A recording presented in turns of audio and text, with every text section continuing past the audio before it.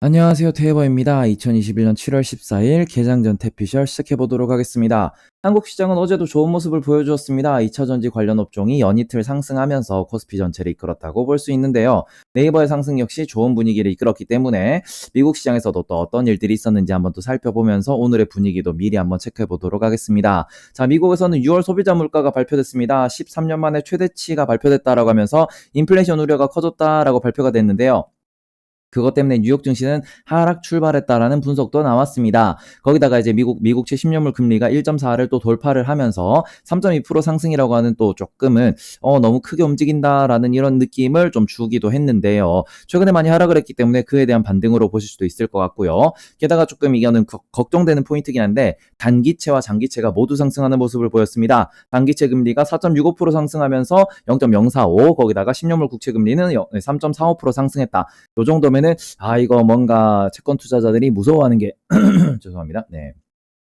채권 투자자들이 뭔가를 무서워하고 있다 정도로 해석하실 수 있을 것 같고요. 그 다음에 샌프란시스코 여는 총재는 이에 대해서 조금 완화적인 발언을 또 한 번 이어갔습니다. 인플레에 대해서 약간 걱정하는 이런 투심을 이제 불을 좀 끄기 위해 가지고 완화적인 메시지를 많이 던졌는데요. 장기 인플레이션 기대는 여전히 안정적인 상황이고 인플레이션 급등은 일시적일 것이라고 믿고 있다. 거기다가 채권 매입 축소 논의는 적절하지만 그렇다고 당장 하는 게 아니고 올해 말이나 내년 초에 할 수 있을 것 같다라는 방식으로 이야기를 했습니다. 테이퍼링을 한다 그래서 지금 1조 2천억 원을 매달 풀고 있는 이것을 바로 줄이는 게 아니고 뭐 한 분기당 혹은 매달 뭐 10%씩 줄이는 이런 방식으로 접근을 할 것이기 때문에 여전히 시장에 돈을 계속 풀 것이다라고 이렇게 좀 발언을 했다라고 보셔야 될 것 같습니다. 반면에 세인트루이스 연 총재는 이제 경제 성장이 7%나 될 것 같은데 그러면은 이게 지금 돈을 풀고 있는 이런 비상 조치를 당연히 축소해야 되는 상황이지 않냐라고 하면서 연준 내에서도 의견이 갈리는 모습을 보여주고 있는 상황입니다. 자, 그러면서 이제 미국 시장을 전체적으로 한번 보면은 얼랄라 하고 조금 갸우뚱할 수 있습니다. 뭐 코카콜라나 펩시콜라 같은 경우에는 뭐 어제 나왔던 펩시코의 실적이 좋게 발표가 되면서 이 동네가 좀 불이 좀 파랗게 들어왔다라고 보실 수 있지만 알리바바나 뭐 징둥 이런 것을 제외하고 나면은 빅테크를 제외하고 크게 뭐 오른 종목이 없는 상황이기도 합니다. 요걸 보면서 이제 그 3대 지수를 한번 보시면은 3대 지수 모두 0.3% 수준으로 밀려서 마감을 했다. 필라델피아 반도체 지수는 0.55%나 밀렸다. 러셀 2000 같은 경우는 1.8%나 하락을 하면서 이게 인플레이션에 대한 우려를 이제 시장 투자자도 상당히 많이 하고 있다 정도로 해석하실 수 있을 것 같은데요. 그렇다고 해서 나스닥을 이제 전체적으로 1년 동안의 주가를 놓고 보면은 여전히 떨어진 게 아니다. 거기다가 최근에 며칠간 떨어지면서 와 우리 이제 시장 떨어지는 건가 떡락 오는 건가라고 걱정했지만 요만큼의 이건 피크 이게 뭐라고 해야 될까요? 살짝 이게 삐끗한 정도? 그 정도 수준이기 때문에 뭐 큰 걱정은 안 하셔도 될 것 같다라는 생각입니다. 그렇기 때문에 오늘의 하락은 지난 2일간의 또 반등폭이 컸기 때문에 단기 차익 실현 정도로 보셔야 될 것 같다.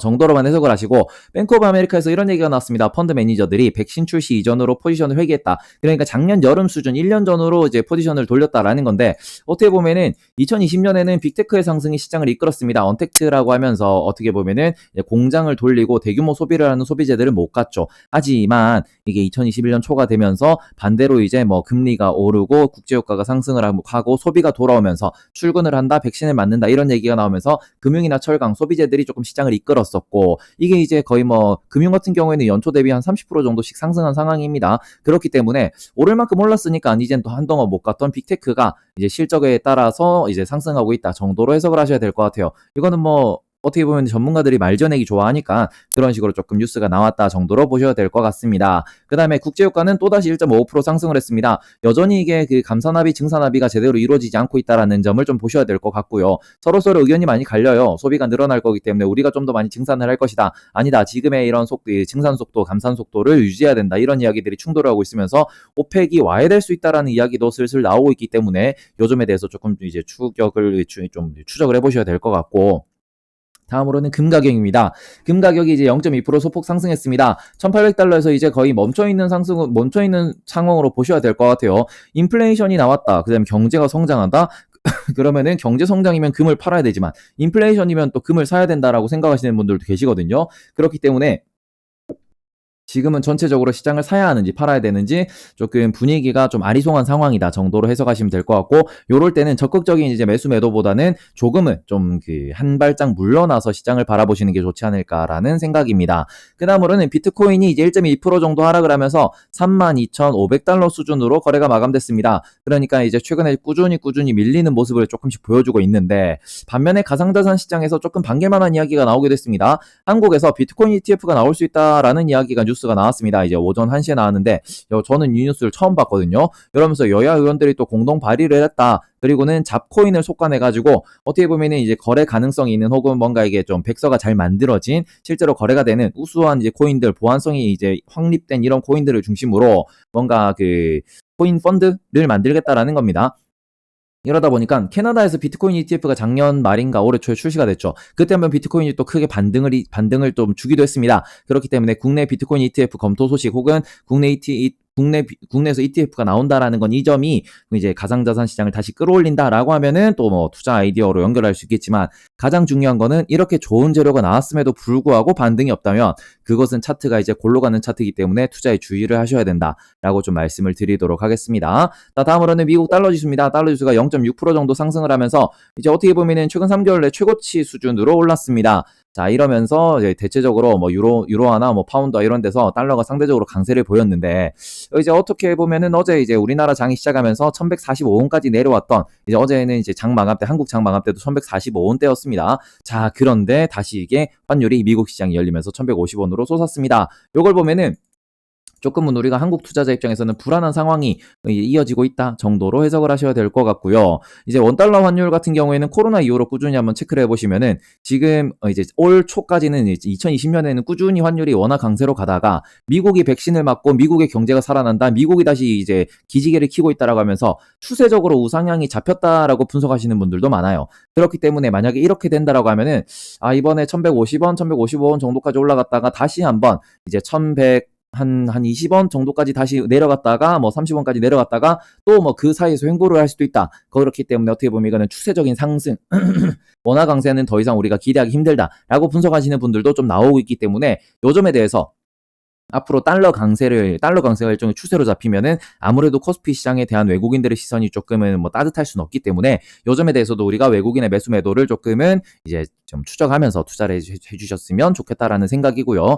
특히 어제 이제 원자재 시장에서는 큰 일이 없었어요. 구리 가격 같은 경우에는 0.57% 하락을 했고요. 거기다가 이제 뭐 소맥 같은 경우에도 0.72% 하락을 하고, 거기다가 뭐 국제유가 같은 경우에는 아무래도 WTI가 1.5% 상승을 하면서 천연가스를 제외하고는 좀 반등하는 모습을 보였지만, 나머지는 그다지 방향성이 없는 하루였다라고 좀 보실 수 있을 것 같아요. 즉 이게 CPI가 높게 발표가 됐는데, 이게 소비자 물가지수이기 때문에 PPI라고 하는 이제 생산자 물가지수가 또 어떻게 나왔는지, 거기다가 이게 원자재로 인한 생산자 물가가 상승을 한 건지, 운임비로 인한 생산자 물가가 상승을 한 건지, 이런 것에 대한 좀 생법이 복잡한 상황이기 때문에 원자재 시장이 아무래도 좀 혼란스러웠다라고 보실 수 있을 것 같고, 그 다음에는 이제 국제적으로 이제 유로스톡스 기준으로 보시면은 0.03% 상승을 했습니다. 미국 시장에서 CPI가 높게 발표됐다라는 점, 혹은 지금 뭐 미국 시장이 조금은 하락했다라는 점, 그런 점을 본다면은 전 세계 글로벌 시장 역시도 이틀 동안 상승을 했고 반등을 했기 때문에 조금은 차익 실현 정도로 보셔야 될 것 같습니다. 1% 이상 상승한 국가가 거의 보이지 않는다라는 점, 그걸 보시면은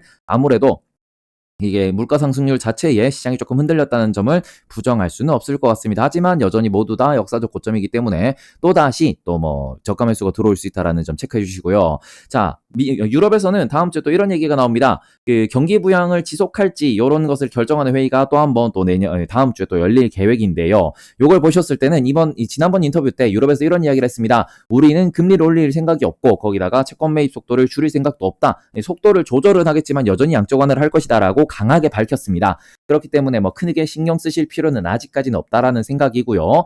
반면에 코로나는 확산세가 엄청나게 심한 상황이에요. 모스크바 같은 경우에는 이상 고온과 함께 이제 코로나까지 확산되고 있다라는 건데, 이게 뭐 지금 인도에서 좀 많이 유행을 했었고, 그게 끝나자마자 지금 남미에서 또 람다 바이러스라는 게 또 유행을 하고 있답니다. 뭐 올림픽이 열리고 있는 일본 같은 경우에도 난리가 났고, 한국 역시도 이제 좀 빠르게 확산이 되고 있는 상황에서 러시아까지도 코로나가 이렇게 빨리 확산된다라는 거는 상당히 무서운 상황이지 않나. 하지만 그럼에도 불구하고 증시에 큰 영향을 미치지 못한다라는 점을 좀 우리가 해석해 주셨으면 좋겠고요. 그 다음에 조금 더 불안한 뉴스가 있습니다. 코로나 확진자가 TSMC 사업장에서 나왔다라고 합니다.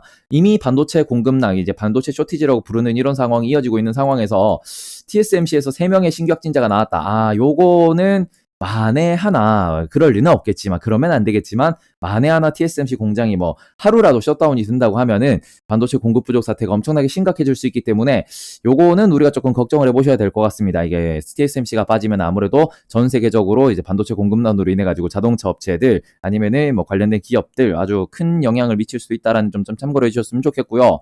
그 다음에는 이제 중국이 지금 지준율 인하를 발표하고 난 뒤에 꾸준히 지금 우상향을 하고 있습니다. 지준율이라는 건 아무래도 금융에 대해서 규제를 조금 완화한다. 금융 당국, 그러니까 은행들이 대출을 많이 할 수 있게 요렇게 조금 규제를 풀어준다라는 건데, 그렇게 되면은 지준율을 빼면서 오히려 대출이 늘어나니까 인플레가 또 불이 붙는 거 아니냐. 중국이 아무래도 자산시장 버블에 대해서 이게 좀 신경을 많이 쓰고 있는 상황에서 요런 걸 한 저희 혹은 요런 거를 해가지고 시장을 부양하려고 하는 요런 의지 자체가 어떻게 보면 조금의 물음표이다, 이런 분석도 많은 상황입니다. 하지만은 어떻게 보면은 기대감에 주가가 움직이는 거고, 지금 뭐 중국 증시, 중국 경제가 그렇게 완전히 뭐 디플레로 빠졌고 이런 상황은 아니기 때문에 이게 중국 내수 소비가 조금은 위축되어 있고 수출 중심으로 중국이 지금 돌아서고 있다 보니까 아무래도 쌍순환을 노리는 중국 입장에서는 내수를 올리기 위해서 지준율 인하라는 카드를 꺼내들었다, 이런 이야기가 있습니다. 그렇기 때문에 뭐 빅테크 규제로 중국 시장도 상당히 좀 빠져있는 상황이기 때문에 아무래도 소비가 늘어나려면 주가가 오르는 것도 소비를 좀 확산시키는 이런 영향을 미칩니다. 그래서 중국에서 아무래도 증시 부양을 위한 또 다른 뭔가 대책을 제시한 거 아니냐, 이렇게 보시는 분들도 있으니까 이것에 대해서도 우리가 좀 참고해 주시고요. 그다음에 외국인들이 중국으로 투자하는 케이스도 늘어날 수 있습니다. 다만 그렇게 되면은 상대적으로 한국이 조금 소외받을 수 있어요. 같은 신흥국 지수에 포함되어 있고 같은 아시아 시장이기 때문에 중국과 한국 중에 무엇을 먼저 선택할래라고 하면은 한국보다 중국을 먼저 선택할 수 있다라는 점, 그 점이 우리나라에서는 조금 악재로도 작용할 수 있다라는 점을 참고해 주셨으면 좋겠습니다. 물론 이제 월요일, 화요일은 반등을 같이 했지만 조금씩 차별이 발생할 수 있다라는 점 조금 기억해 주셨으면 좋겠다라는 거고요. 그 다음에 코로나 때 마스크를 많이 쓰고 다녔습니다. 이런 상황에서 내 얼굴을 보면서 불만을 갖는 분들이 늘어나고 있다라는 겁니다. 어떻게 보면 화상회의 같은 경우에는 본인의 표정을 계속 관찰해야 됩니다. 저도 방송을 처음 시작할 때만 하더라도 내 표정이 왜 이렇지? 라고 생각을 했어요. 지금 뭐 그런 거 신경 안 쓰지만, 그렇기 때문에 오히려 이게 코로나 때문에 성형 수요가 증가할 수도 있다라는 이런 분석이 존재하고 있습니다. 그래서 관련 아이디어를 조금 많이 찾아보셨으면 좋겠다라는 생각이고요. 이미 연초부터 이런 이야기는 많이 나오고 있었어요. 자, 그 다음에 카카오 택시에 대해서 조금 무섭다라는 이야기가 나오고 있어요. 이제 국내 독과점 이슈로도 연결될 수 있을 것 같은데, 어떻게 보면은 이제 플랫폼 전쟁이 전자상거래에서부터 메신저, 결제, 다양한 영역에서 진행되고 있는 데다가 모빌리티도 그런 플랫폼 전쟁이 이제 좀 격화되고 있는 이런 시장입니다. 특히 이제 카카오 같은 경우에는 카카오 모빌리티가 거의 국내에서 독점적인 점유율을 들고 있는 상황이에요. 90%가 넘는다라는 이야기까지 있는데, 이것에 대해서 SKT가 우버라는 합작사, 원래는 티맵이었죠. 티맵이 카카오 김기사에서 발전했던 카카오 내비, 요것에 대해서 카카오 내비냐 티맵이냐에서 카카오 내비 플러스 카카오 대리도 나왔고, 카카오에서 이제는 카카오 택시, 카카오 모빌리티, 이런 것까지 나오면서 어떻게 보면 모빌리티 시장을 먼저 선점했다라고 볼 수 있습니다. 이런 상황에서 새로 나왔던 SKT와 우버의 연합군이 힘을 전혀 못 쓰고 있다. 이게 우티라고 합니다. 우티라는 이름도 저도 좀 많이 생소하긴 했는데 어플은 깔려있지만 저는 여전히 저도 카카오 택시를 쓰고 있기 때문에 이렇기 때문에 카카오 점유율이 생각보다 빠지지 않고 탄탄하다, 선점 효과가 어마어마하다라는 이야기입니다. 그렇기 때문에 플랫폼의 힘이 그만큼 무섭다라는 것이고, 앞으로의 플랫폼 기능은 더욱더 좀 더 강화될 수밖에 없기 때문에 이런 것들에 대해서 이제 투자 아이디어를 많이 가져가셔야 되는 게 분명하지만, 카카오에 대해서는 항상 밝히듯이 IPO가 최대 악재입니다. 그렇기 때문에 이제 국내 기업들도 많지만 해외 기업들에 대해서도 공부를 좀 많이 해보시고, 여기는 투자를 안 하면은 바보, 멍청이라는 소리를 들을 수도 있어요. 애플, 아니면은 마이크로소프트, 아마존, 유튜브, 페이스북, 많죠. 뭐 넷플릭스 엄청나게 많습니다. 그런 기업들에 대해서 뭐 디즈니도 될 수 있고 여러 가지 기업들에 대해서 공부를 많이 하셔가지고 요 기업은 장기적으로 계속 우상향 성장을 할 것 같다. 구독 경제, 우리가 돈을 내고 싶은 만큼 돈을 내는 이런 경제가 이루어지고 있기 때문에, 그런 경제 속에서 어디가 좀 성장하고 경쟁력이 있을지도 꾸준히 공부를 하셔야, 생각을 하셔야 좀 더 높은 수익, 안정적인 수익을 거둘 수 있다는 점 참고해 주셨으면 좋겠습니다. 다음으로 한국 경제 주요 헤드라인입니다. 보다 보니까 강원랜드나 카카오게임즈, 한국콜마, 거기다 호텔신라 이런 데가 조금씩 보이더라고요. 요런 거 한 번씩 참고해 주셨으면 좋겠고요. 그 다음에는 이제 장마감, 어제차 주요 공시들입니다. 현대에너지솔루션에서 되게 오랜만에 공시를 냈어요. 해창만 수상태양광 설치 공사를 했다. 대규모 공급 계약을 맺었다라는 건데요. 어떻게 보면 국내 시장에서 약간은 그 태양광 업체들 중에서도 테마도 타기 힘들었고, 거기다가 지금 뭐 투자 아이디어 혹은 뭐 태양광 업체 중에서는 선도하는 기업은 아니었기 때문에 이제 조금은 쩌리 취급을 받고 있었는데, 수주 규모는 상대적으로 334억으로 조금 작은 수준이긴 합니다. 하지만 현대에너지솔루션이 오랜만에 공시를 냈기 때문에 이것 때문에 최근에 많이 빠진 거를 살짝 좀 반등할 수 있을지도 지켜보셨으면 좋겠다라는 생각이고요. 그 다음에 한국타이어에서 되게 조금은 위험한 혹은 좀 슬픈 공시가 나왔습니다. 배가 부족해서 생산을 중지한다라는 이런 공시가 나왔습니다. 이건 어떻게 보면은 국내 수출기업들의 공통적인 고민이 될 수 있다라고 생각을 하는데요. 3분기는 성수기입니다. 아무래도 블랙 프라이데이도 있고 거기 광군제도 존재하고 있고 거기다가 미국에서는 뭐 크리스마스 같은 것도 중요하고 뭐 거기다가 이제 명절도 있죠. 뭐 땡스기빙데이 이런 것도 존재하기 때문에 3, 4분기가 보통 이제 그 선봉량이 늘어날 수밖에 없는 이런 시즌이다라고 라는 분석이 많은데 지금 중국에서는 이게 운송비에 프리미엄을 얹어가지고 경매 방식으로 선주들한테 우리 그 한 컨테이너당 200만 원 이러고 그 옆에서는 250만 원 이러면은 250만 원짜리를 먼저 실어주는 이러한 현상까지 발생하고 있다라고 해요. 극악의 그 운송난, 운임난이라고 보실 수 있을 것 같은데 한국 기업들이 부르는 운임비에 비해서 두세 배 높은 운임을 제시하고 있습니다. 우리나라는 약간 표준 운임을 따라가고 싶어하지만 표준 운임을 따라가면은 물건을 실지 못하는 그런 상황이 이어지고 있다라는 건데 어떻게 보면은 국내 수출 기업들, 특히 중소기업들이 조금 더 막막해지고 있지 않나라고 생각을 하셔야 될 것 같아요. 요즘에 있어가지고 국내에서 HMM이나 뭐 이런 페노션 같은 혹은 뭐 대한해운, 뭐 KSS 해운 이런 데들의 기능이 좀 더 많아져야 될 것 같다라는 생각이고 정부 지원도 이쪽으로 또 이어지지 않을까라는 생각도 합니다. 그렇기 때문에 운임비는 더 상승할 것 같아요. 그리고는 이게 우리나라는 수출 중심의 기업이기 때문에 우리나라에서 우리나라 경제를 살리기 위해서도 정부 지원이 이어질 것 같습니다. 이런 점도 한 번씩 투자 아이디어로 연결해 보셨으면 좋겠다라는 생각이고요. 특히 오늘은 이제 밤에 EU에서 어떻게 보면은 그 탄소 국경 조정 제도라는 걸 발표한다라는 겁니다. 자, 그러면서 강화된 탄소 배출 감축 계획을 제안할 예정이고 뭐 항공기나 선박, 연료 같은 데도 탄소세를 부과할 것이다. 플라스틱에 탄소세를 부과할 것이다. 이런 이야기가 나오고 있어요. 그렇기 때문에 선반영은 많이 됐습니다. 이미 시장에서 이 내용을 오랫동안 알고 있었고 그전부터 투자를 하신 분들이 많기 때문에 선반영은 됐지만 그럼에도 불구하고 20, 30년 동안은 주요 이슈가 될 수밖에 없습니다. 그래서 이번에는 요때 요런 이슈가 이제 떴을 때 어떤 애들을 중심으로 움직이는지 어떤 애들이 실적 중심이고 어떤 애들이 테마 중심인지를 조금 구분해가지고 메모를 해놓으셨으면 좋겠어요. 자, 그래서 그 다음에는 우리가 뭐 KC 코트레일이나 아니면 또 여러 가지 기업들이 있죠. 그 에코프로, HM 뭐 이런 데도 존재하기 때문에 그런 기업들이 어떻게 뜨는지 그다음에 삼성 엔지니어링이 또 이런 걸로 또 어떻게 반응하는지 이런 걸 지켜보면서 아 얘는 찐이고 얘는 구라구나 이런 거를 구분해 놓으셨으면 좋겠습니다. 그 다음에는 요거 관련돼 가지고 다른 분석도 있어요. 청구서 기준으로 약 한 연내에서 1조 정도가 세금으로 추가 세금으로 나갈 것이다 라는 이야기인데 대한민국 같은 경우에는 솔직히 그 탄소 감축에 대해서 이제 좀 준비가 안 돼 있다라는 분석이 많아요. 그렇기 때문에 국내 기업들이 대기업들은 물론 준비가 되어 있겠지만 중소기업들은 특히 이런데